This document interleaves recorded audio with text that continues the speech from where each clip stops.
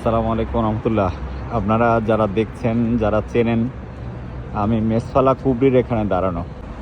বহু বছর আলহামদুলিল্লাহ আসার সুযোগ হয়েছে। 2011-তে হজে এসেছি, 18-তে এসেছি, অনেকবার ওমরায় এসেছি। এই রকম শুনশান নীরব কখনো দেখিনি।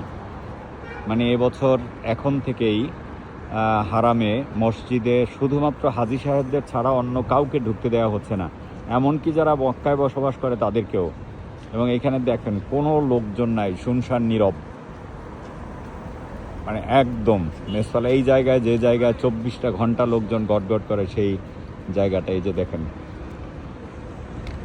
এখন এশার আগে আগে সেই সময় দেখেন অবস্থা কি। মানে হাজিরা আসতেছে দূর দূরান্তের যে দেশগুলো আছে, সেই সব দেশের হাজিরা আসতেছে, তাদের তারা ছাড়া লোকজনও কম।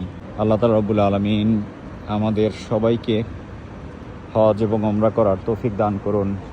এবছর যারা হজে আসবেন সবাইকে সুস্থতার সাথে হজ করে বাড়ি ফেরার তৌফিক দান করুন। আল্লাহ তাআলা বাংলাদেশকে হেফাজত করুন।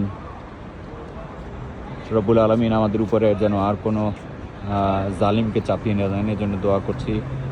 যারা আমাদের অভিভাবক হবেন, এমন অভিভাবকও আল্লাহ তাআলা রব্বুল আলামিন আমাদেরকে দান করুন, যেই অভিভাবকরা আমাদের বুঝবে, যারা আমাদের উপরে জুলুম করবে না। আমিন। আসসালামু আলাইকুম রহমতুল্লাহ।